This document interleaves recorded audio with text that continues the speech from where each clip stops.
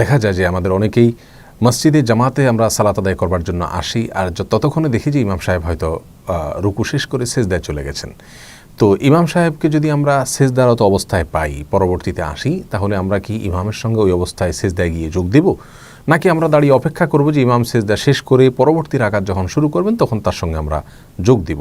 এক্ষেত্রে আমাদের দেশে বেশিরভাগ ভাইদেরকে দেখা যায় তারা মসজিদে আসার পরে ইমাম সাহেবকে যখন সেজদায় পান তখন মসজিদে ঢোকার পরে সেজদায় দেখে তারা অপেক্ষা করতে থাকেন যে ইমাম সেজদা শেষ করে কখন দাঁড়িয়ে আবার পরবর্তী রাকাত শুরু করবেন, তখন কি ইমামের সঙ্গে তারা যোগ দিবেন।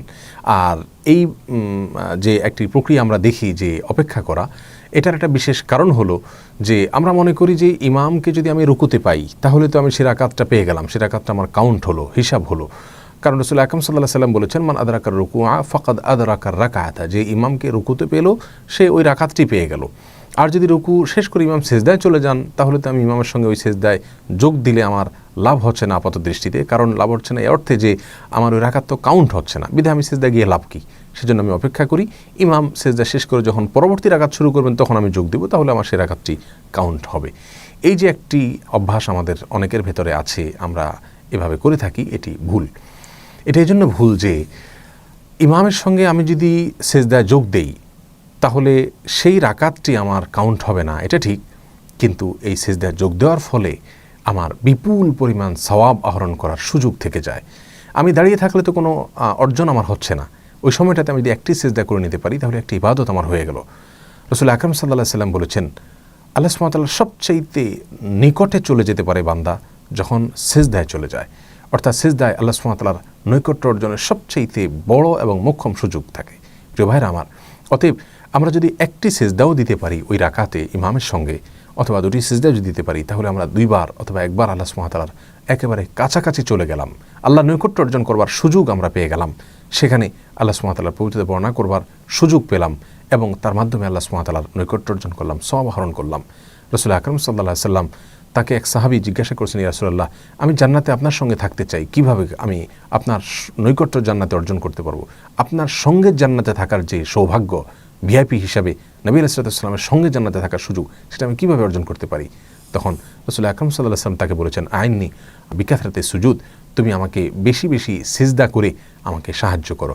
অর্থাৎ বেশি বেশি সিজদা যদি তুমি করো তাহলে ইনশাআল্লাহ জান্নাতে আমার সঙ্গে তুমি থাকতে পারবে। প্রিয় দর্শক, আমরা তো যে হিসাবি সেজদাগুলো করি, প্রতি রাকাতে দুটি করে সেজদা, সেগুলোর বাইরে তো আল্লাহ সুবহানাহু ওয়া তাআলাকে খুব একটা সেজদা করা হয় না, তেলাওয়াতে সেজদা করা হয়। আমরা যদি ইমামকে সেজদায় পাই আর একটি অথবা দুটি সেজদা ইমামের সঙ্গে আমরা করি, যদিও সংশ্লিষ্ট রাকাতটি আমার কাউন্ট হলো না, হিসাব হলো না, গণনায় আসলো না, কিন্তু ওই সেজদা মাধ্যমে আমরা রাসূল আকরাম সাল্লাল্লাহু আলাইহি ওয়াসাল্লামের সঙ্গে জান্নাতে একত্র হওয়ার বা তার সঙ্গে জান্নাতে থাকার সুযোগ আমাদের তৈরি হবে। আল্লাহর নৈকট্য আমরা অর্জন করতে পারবো, অনেক সওয়াব আমাদেরকে এনে দিবে, প্রতিটা তাসবিহ আল্লাহ সুবহানাহু ওয়া তাআলার কাছে করার সুযোগ হবে। অতএব জামাতে নামাজ পড়তে আসলে ইমামকে যদি আমরা সেজদা পাই তাহলে সেক্ষেত্রে ওই অবস্থা আমরা যোগদান করব।